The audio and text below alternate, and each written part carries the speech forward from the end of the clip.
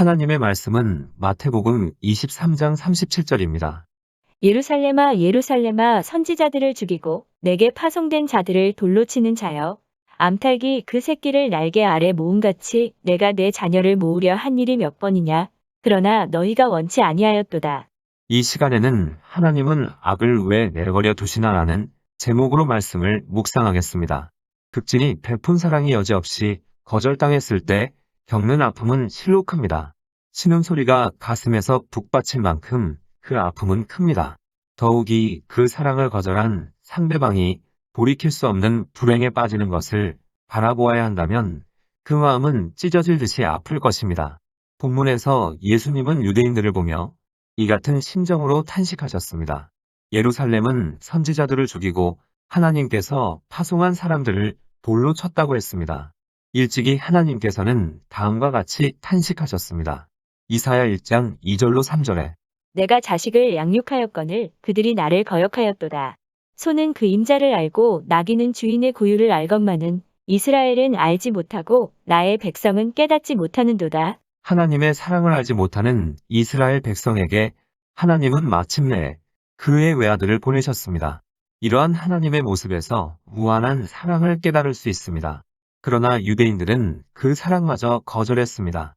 예수님은 암탉이 위기에 처했을 때 황급히 제 새끼들을 날개 아래에 보호하는 본능처럼 죄악의 오점으로 얼룩져 위기를 면할 수 없게 된 예루살렘을 품에 보호하려 하셨습니다. 그것은 한두 번이 아니었습니다. 그러나 예수님은 강요하지 않고 사랑으로 호소하셨습니다. 예수님의 사랑의 호소를 받느냐, 거절하느냐는 인간 편에서 선택할 문제입니다. 때문에 인간은 자신의 행위에 대해 결코 무책임할 수 없습니다. 회개하라 천국이 가까웠느니라는 예수님의 끓는 호소에도 불구하고 또 그의 수많은 역사와 증거에도 불구하고 완악해진 유대인들은 마음의 문을 굳게 닫고 열 줄을 몰랐습니다. 인간의 마음의 문은 외부에서 열 수 있는 손잡이가 없습니다. 내부에서 열어야 합니다. 그래서 예수님은 내 음성을 듣고 문을 열면이라고 말씀하셨습니다. 죄란 주님의 음성을 듣고도 고의적으로 돌이키지 않는 완악한 마음과 거부의 행위에서 비롯됩니다. 주님은 닫혀져 열릴 줄 모르는 완악한 마음으로 인하여 탄식하십니다. 예수님의 호소를 거절한 예루살렘은 예수님이 승천하신 후 불과 40년이 못되어 폐허 더미가 되고 맙니다. 이것은 메시아를 거절한 대가로 주어진 직접적 결과였습니다. 만일 우리도 주님의 애절한 복음의 호소를 거절한다면 예루살렘 성읍이 기초까지 초토화되었듯이 삶의 과정이 무력해지며 영원히 헤어나올 수 없는 형벌을 치러야 합니다. 예수님께서는 복음을 멸시하는 심령들을 바라보시며 그 미래가 너무도 참혹하기에 안타까워하시며 탄식하고 계십니다. 그러므로 우리는 늦지 않게 결단해야 합니다. 주님의 탄식 소리가 들릴 때 죄로 물든 내 마음을 주님께로 돌이켜야 합니다. 본문 말씀은 대부분 단편적으로는 이미 다 알고 있는 내용입니다. 단편적으로 알고 있을 때는 힘을 발휘할 수 없지만 이를 논리적이고 체계적으로 알게 되면 사단의 속삭임에 넘어가지 않게 되고 강력한 힘을 발휘하게 됩니다. 이해를 돕기 위해 성경 사전에서 정의하는 미리 아심, 자유의지, 선택에 대해 말씀을 드리겠습니다. 첫 번째 미리 아심입니다. 하나님은 전지전능하심으로 창세전에 이미 모든 것을 알고 계신다. 성경의 모든 예언은 하나님의 미리 아심에 기반을 두고 있지만 예언 자체가 사람의 행위나 사건을 미리 결정짓지 않는다. 사람이 어떻게 할지를 하나님이 미리 아신다는 사실이 사람으로 하여금 반드시 그 일을 하게 만들지는 않는다. 하나님은 아담이 타락할 것과 가룟 유다가 예수님을 배반할 것도 미리 알고 계셨지만 그들이 무엇을 할지 하나님이 미리 아신다는 사실이 그들로 하여금 그들이 했던 일을 반드시 하게 강요하지는 않았다. 그들은 스스로 원했기 때문에 그 일들을 했으며 하나님은 그들이 선택한 일들에 대해 그들이 책임을 지게 하셨다. 바로 여기에 사람의 자유의지가 작용한다. 그러므로 지옥에 가는 사람은 복음이 제시되었음에도 불구하고 그것을 거부하는 사람이며 이것을 미리 아시는 하나님은 그를 지옥에 가게 정하실 뿐이다. 지옥에 가는 사람은 하나님이 공평하지 못하다고 할 수 없다.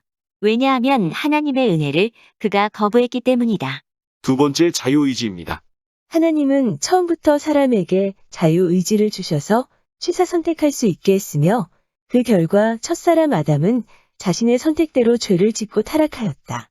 의지는 선택하는 능력이다. 본성에 속한 사람에게는 선이 하나도 없으며 마음은 계속해서 악한 일을 꾀하려 한다.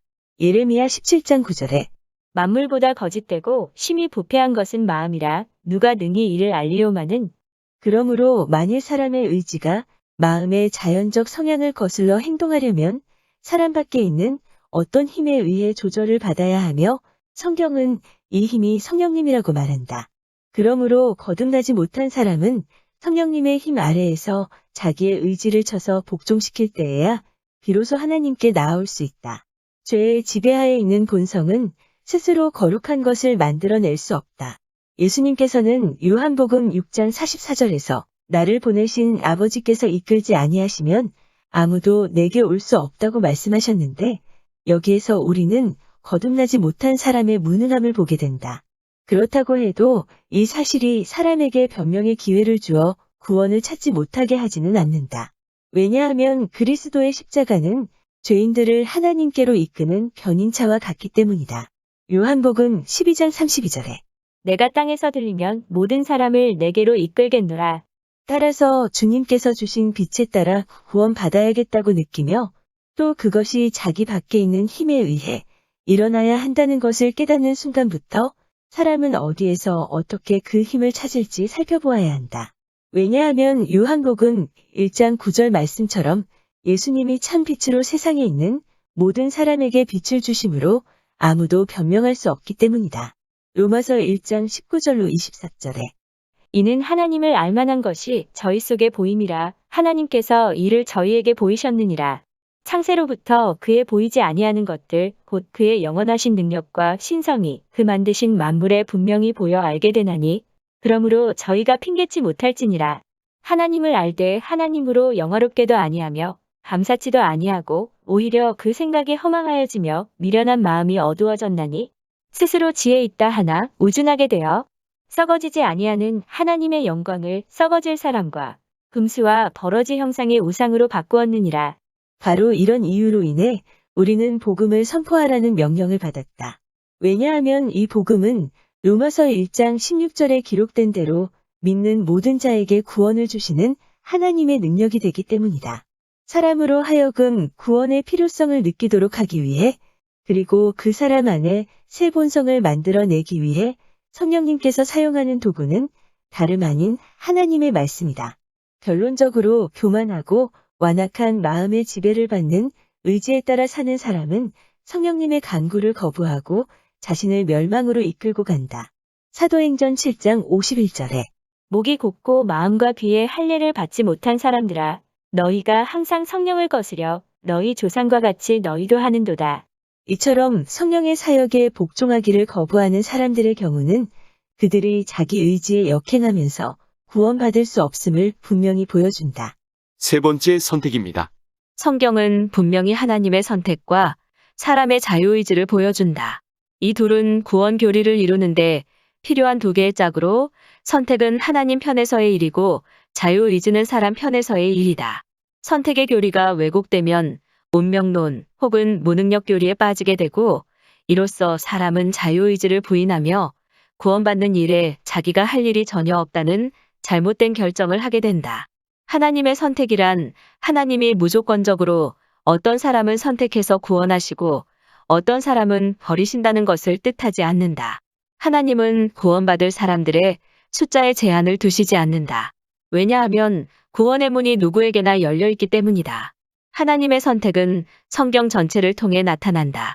하나님은 가인 대신 아벨을, 함과 야벳 대신 셈을, 나홀 대신 아브라함을, 에서 대신 야곱을, 므낫세 대신 에브라임을 택하셨다. 하나님은 개인뿐만 아니라 민족도 선택하신다. 하나님은 심지어 창세전에 어떤 이들을 선택하셨으며 따라서 영원한 생명에 이르도록 정해진 자들은 다 믿더라는 사도행전 13장 48절 말씀은 참으로 놀라운 말씀이다. 한편 성경은 사람의 자유의지에 대해서도 분명하게 가르친다. 요한복음 6장 37절에 아버지께서 내게 주시는 모든 자는 내게로 올 것이요 내게 오는 자는 내가 결코 내쫓지 아니하리라. 또 성경 맨 끝에서 하나님은 특정한 자들이 아니라 모두를 초청하신다. 요한계시록 22장 17절에 성령과 신부가 말씀하시기를 오라 하시는도다. 듣는 자도 오라 할 것이요 목마른 자도 올 것이요 또 누구든지 원하는 자는 값없이 생명수를 취하라. 하나님의 선택과 사람의 자유의지에는 모순이 있는 듯하지만 실제로 여기에는 모순이 전혀 없다. 하나님의 예지, 즉 미리 아심이 이 모든 문제를 풀어주기 때문이다. 베드로전서 1장 1절로 2절에 예수 그리스도의 사도 베드로는 본도와 갈라디아와 갑바도기아와 아시아와 비두니아에 두루 흩어진 나그네들 곧 하나님 아버지의 미리 아심에 따라 성령의 거룩히 구별하심을 통해 순종함과 예수 그리스도의 피 뿌림에 이르도록 선택받은 자들에게 편지하노니 로마서 8장 29절로 30절에 그분께서는 자신이 미리 아신 자들을 또한 예정하사 자신의 아들의 형상과 같은 모습이 되게 하셨나니 뿐만 아니라 그분께서는 자신이 예정하신 그들을 또한 부르시고 자신이 부르신 그들을 또한 의롭다 하시고 자신이 의롭다 하신 그들을 또한 영화롭게 하셨느니라. 개인에 대한 하나님의 선택이나 예정은 그 사람이 그리스도의 복음을 접했을 때 그것을 받아들일지 혹은 거부할지 미리 아시는 하나님의 선견지명의 기초를 두고 있다. 즉 하나님은 이런 미리 아심을 통해 복음을 받아들이는 자들을 예정하셔서 구원에 이르게 하시고 복음을 거부하는 자들을 예정하셔서 정죄에 이르게 하신다. 그러므로 하나님의 선택은 임의적이거나 강압적이지 않으며 사람의 자유의지와도 전혀 모순을 일으키지 않는다. 사도행전 13장 38절과 사도행전 17장 30절 그리고 고린도후서 5장 18절로 20절을 보면 하나님은 그리스도를 통한 죄의 용서를 모든 사람에게 선포하셨고 모든 지역에 사는 모든 사람에게 회개할 것을 명령하시며 사람들이 자신과 화목할 것을 간청하신다. 그러므로 그리스도께서 십자가에서 이루신 사역과 그로 인한 은혜는 무조건적으로 선택받은 자들에게만 제한적으로 적용되지 않는다. 하나님께서는 누구든지 자신에게 나아오는 자들에게 구원을 주시겠다고 진실하게 약속하셨다. 단 이러한 은혜가 되려면 개인이 마음의 문을 열고 의지적으로 복음을 수용해야 한다. 성령님은 자기 의지로 복음을 거부하는 사람의 마음의 문을 강제적으로 열지 않는다. 그러므로 하나님께서 어떤 일을 구원하려고 택하셨으므로 그가 믿든지 믿지 않든지 궁극적으로 구원받을 것이라고 생각하는 것은 큰 잘못이다. 따라서 땅에 사는 동안 성도들은 모든 사람에게 예수 그리스도의 복음을 선포해야 한다. 왜냐하면 이 복음이 믿는 모든 자에게 구원을 주시는 하나님의 능력이기 때문이다. 그런데 이 믿음은 들음에서 나며 들음은 하나님의 말씀에서 나므로 사람이 무엇을 믿을지 알지 못한다면 아무것도 믿을 수 없다. 그래서 복음의 선포가 사람의 구원에 필수적이며 영혼 구령이 교회의 가장 큰 사명이다. 우리가 세상을 살아가면서 하나님께 던지는 질문 중 하나는 하나님은 악을 왜 내버려 두시냐는 것입니다. 주변 사람들은 임기응변을 통해 순간순간의 위기를 피해가면서 잘 되는 것 같을 때 하나님은 정말 살아계시는가 라는 의문을 품게 됩니다. 그리고 자신이나 자신과 가까운 사람들이 어려움과 고통을 당하게 되면 하나님께 분노하고 원망까지 하게 됩니다. 또 하나님께서 악을 내버려 두신다는 생각에 신앙의 침체기에 빠져들기도 하고 이러한 문제로 혼란과 좌절을 경험하다가 마침내 하나님을 떠나기도 합니다. 또 하나님을 믿지 않는 사람들에게는 이러한 문제가 신앙의 걸림돌이 되기도 합니다. 이처럼 납득이 안 되는 일 또는 재난이 닥쳤을 때 많은 사람들이 하나님을 의심의 눈초리로 바라봅니다. 그리스도인 중에도 하나님께서는 왜 악을 내버려 두시는지 의문을 품고 속으로는 끙끙 앓고 있으면서 겉으로는 태연한 척 신앙생활을 하는 이들이 있습니다. 이러한 질문을 하면 하나님을 의심하는 것이라는 생각 때문에 갖가지 재난이 닥칠 때마다 하나님을 원망하면서 속마음만 앓는 것입니다. 우리가 이 문제에 대한 답을 알지 못하면 훌륭한 영적인 군사가 될 수 없고 사단에게 끌려다니다가 영혼을 잃어버릴 수도 있습니다. 악이 왜 존재하는지 모른다면 악을 대적할 수도 없고 악을 없애기 위해 믿음을 가지고 기도할 수도 없기 때문입니다. 악이 이 세상에 들어오게 된 것에 대한 하나님의 결백함을 우리가 믿지 못한다면 하나님께 대한 절대적인 신뢰 또한 무너질 수밖에 없습니다. 사단은 이것을 알기 때문에 모든 악의 문제를 하나님과 끊임없이 연관시키는 것입니다. 악을 하나님이 들려왔다면 악을 들려온 하나님께 기도할 필요가 없는 것입니다. 그런데 성경에는 세상에 존재하는 악에 대한 의문의 해답을 가지고 있습니다. 악이 세상에 존재하는 이유는 첫째, 인간이 선택했기 때문입니다. 악이 하나님의 잘못 때문에 존재한 것이라면 인간이 회개할 필요도 없고 하나님이 악에 대한 심판을 하는 것도 옳지 않는 것이 됩니다. 그런데 로마서 5장 12절을 보면 한 사람으로 말미암아 죄가 세상에 들어왔다고 기록하고 있습니다. 이러므로 한 사람으로 말미암아 죄가 세상에 들어오고 죄로 말미암아 사망이 왔나니 이와 같이 모든 사람이 죄를 지었으므로 사망이 모든 사람에게 이르렀느니라. 하나님은 처음부터 사람에게 자유의지를 주셔서 취사 선택할 수 있게 했으며 그 결과 첫사람 아담은 자신의 선택대로 죄를 짓고 타락했습니다. 그 후에 인간이 이를 물려받아 각자 나름의 잘못된 선택을 함으로 세상에 죄를 더하게 된 것입니다.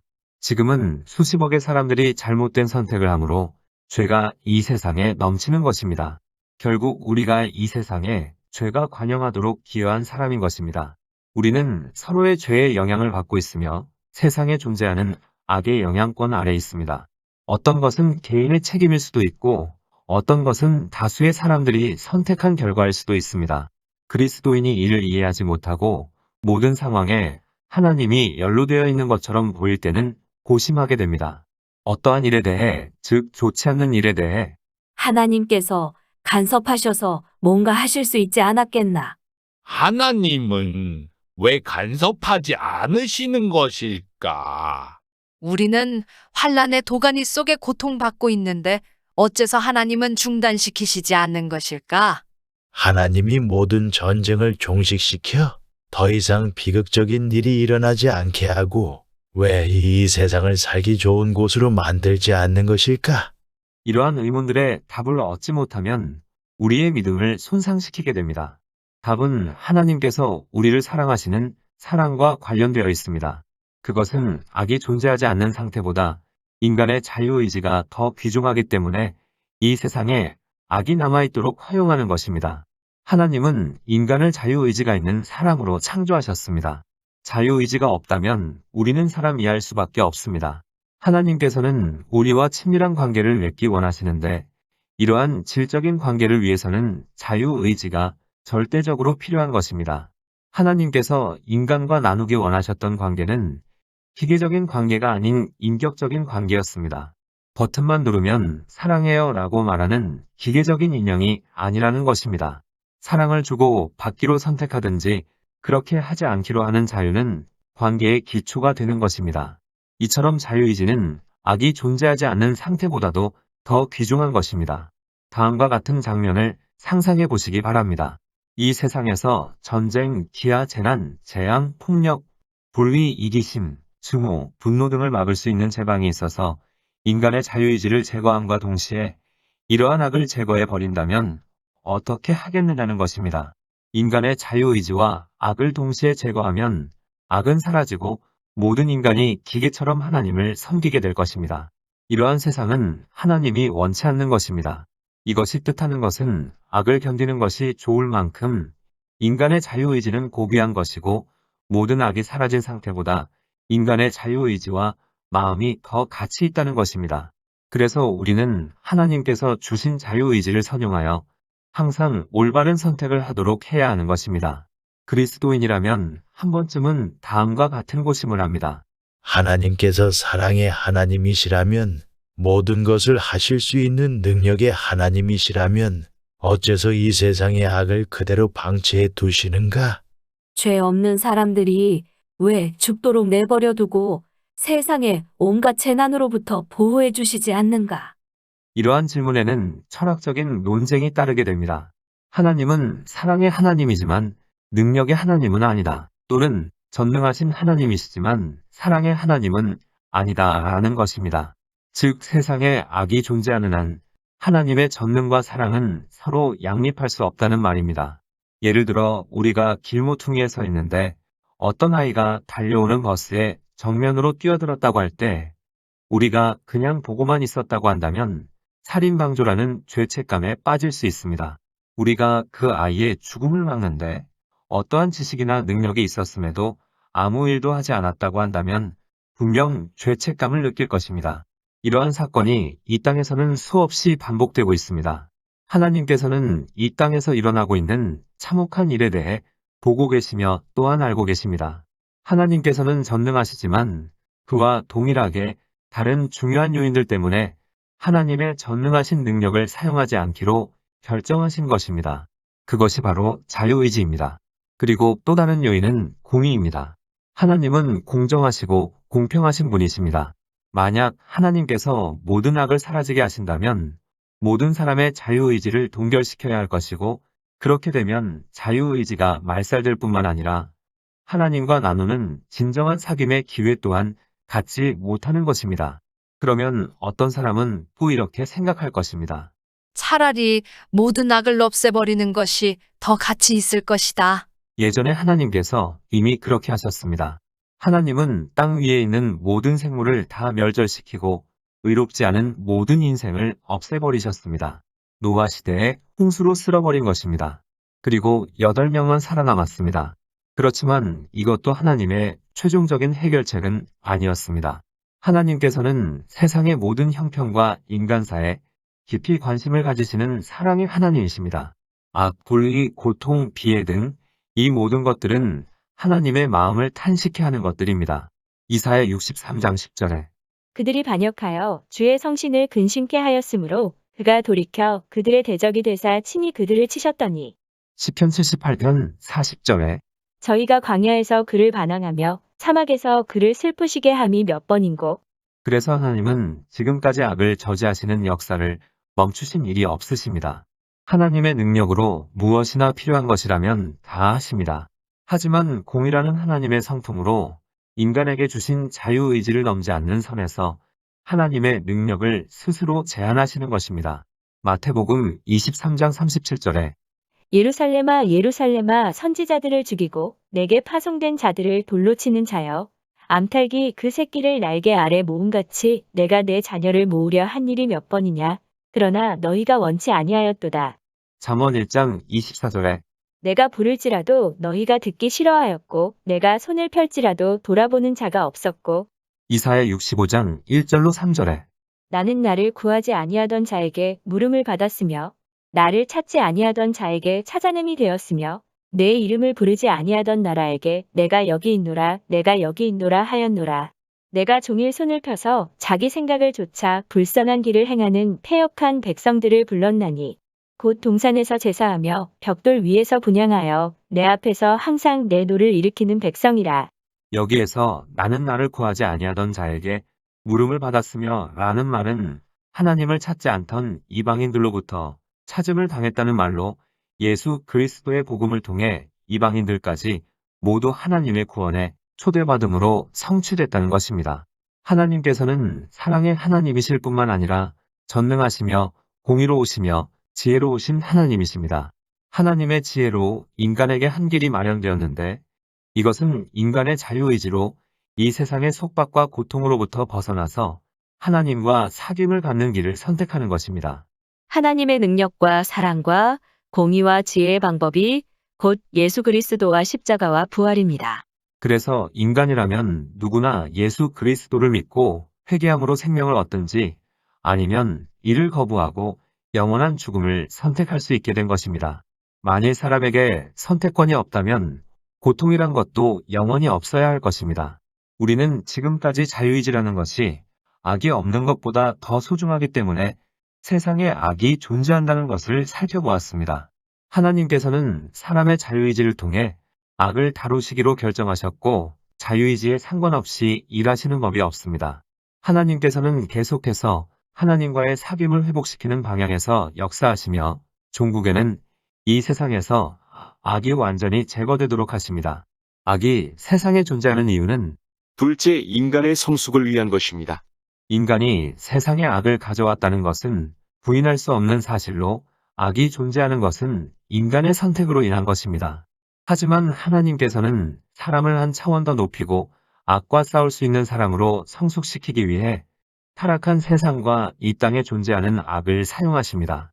악과 이기심은 세계 도처에서 항상 움직이고 있고 우리는 끊임없이 타락한 세상을 접하고 있고 또 그 결과 때문에 고통을 당하기도 합니다.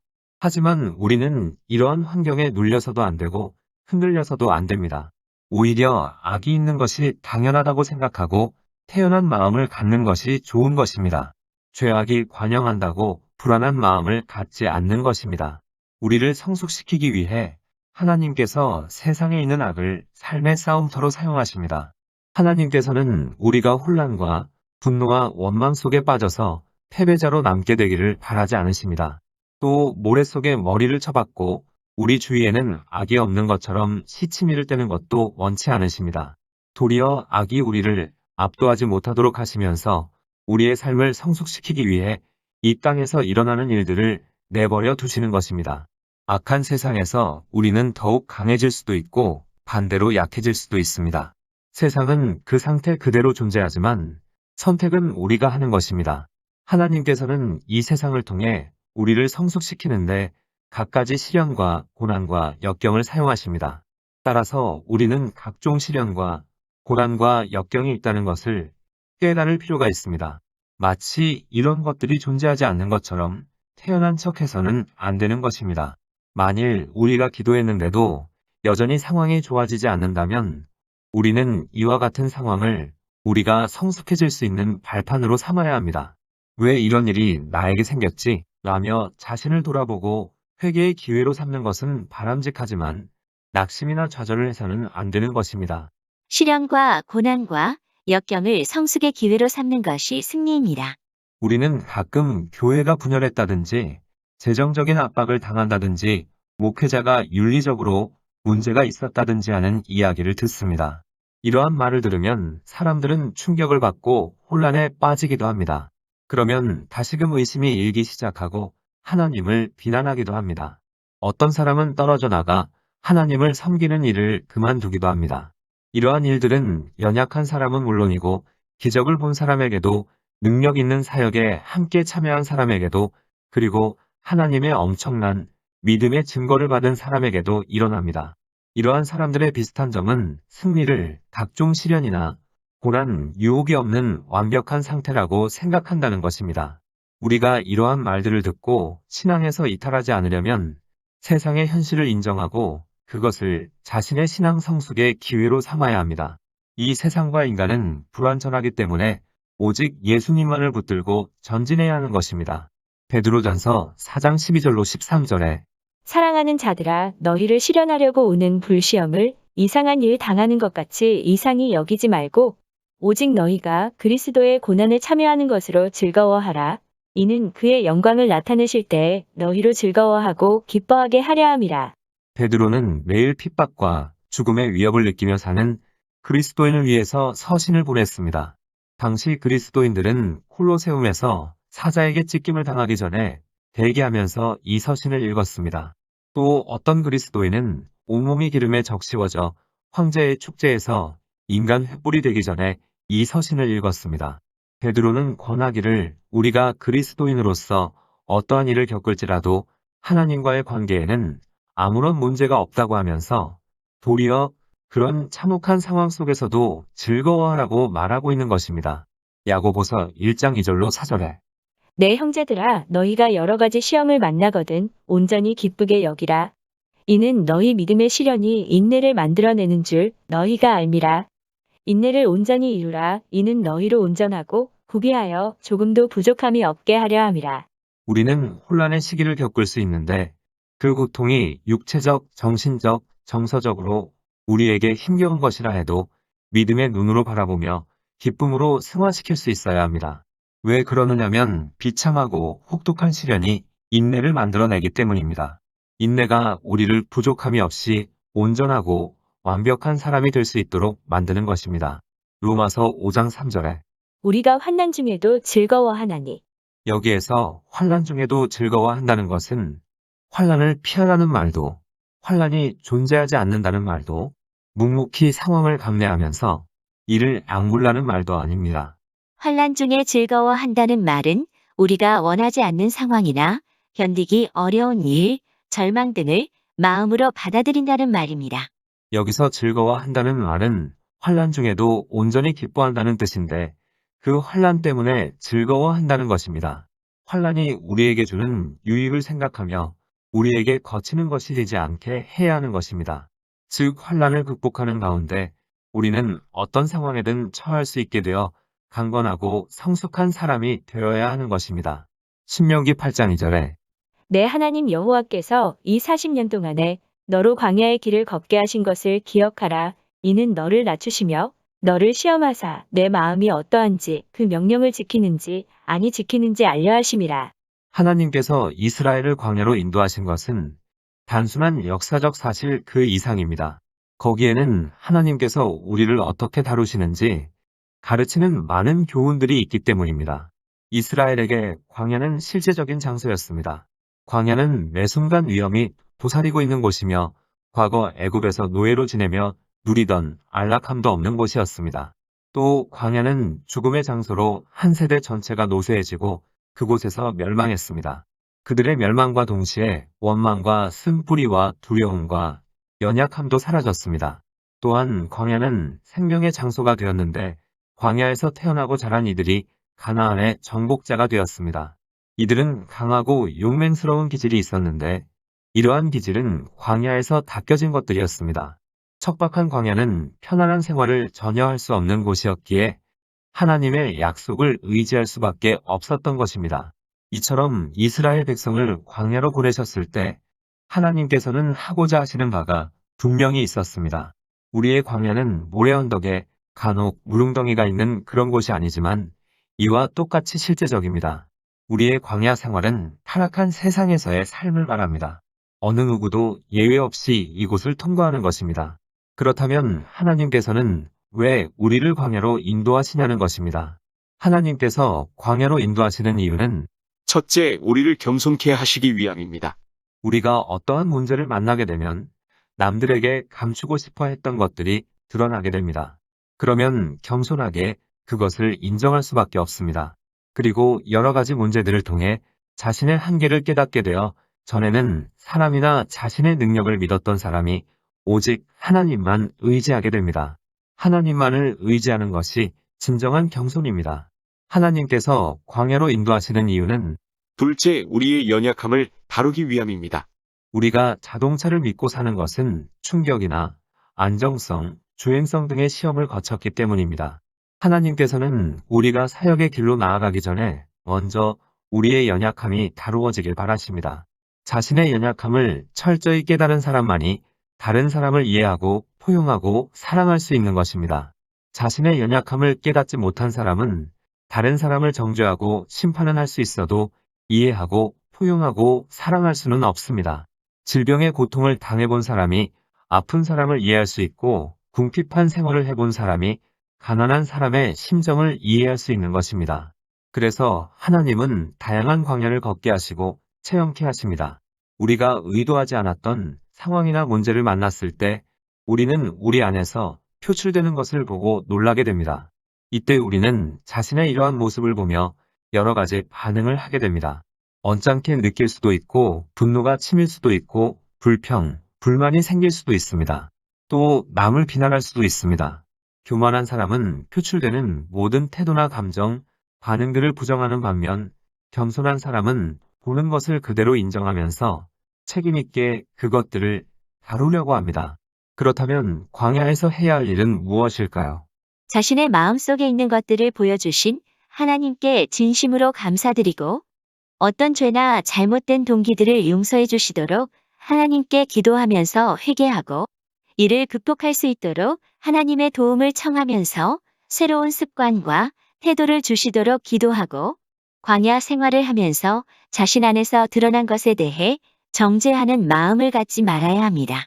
한마디로 정리하면 다음과 같이 고백하라는 것입니다. 내 마음속에 있는 것을 보여주신 하나님, 감사합니다. 이제 그것들을 고치도록 하겠습니다. 하나님께서는 지도자를 찾고 계십니다. 그리스도의 몸에는 겸손과 능력으로 인도할 지도자가 필요합니다. 사단은 모든 사회 계층의 지도자를 공격하여 목회자부터 시작해서 정치가 부모에 이르기까지 매일 타락하도록 합니다. 타락한 지도자라고 해서 이들에게 성품상의 잘못이 있는 것은 아닙니다. 명성이나 재물 혹은 자기 신학으로 광야 생활을 막아 자신을 강건하게 하고 올바로 세워주며 혹은 미처 갖추지 못한 지도자의 자질을 갖추도록 하는 기회를 놓친 것입니다.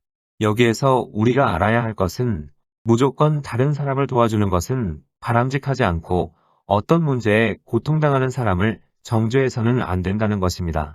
예를 들어 어떤 사람을 하나님께서는 뜻과 계획을 가지고 그 사람을 어떤 환경에 몰아넣었는데 이를 본 다른 사람이 불쌍하다고 도움을 줘서 꺼내게 되면 그 사람은 다루심을 받지 못했기에 성장할 수 없게 됩니다.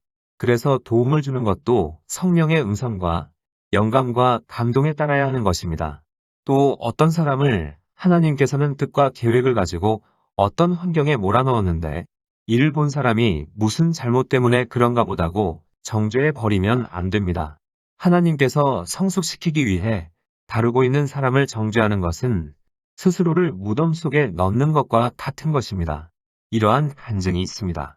어느 권사님이 예배를 드리는데 어떤 여인이 명품 가방에 명품 옷에 명품 신발을 신고 있는데 헌금을 안 하더랍니다.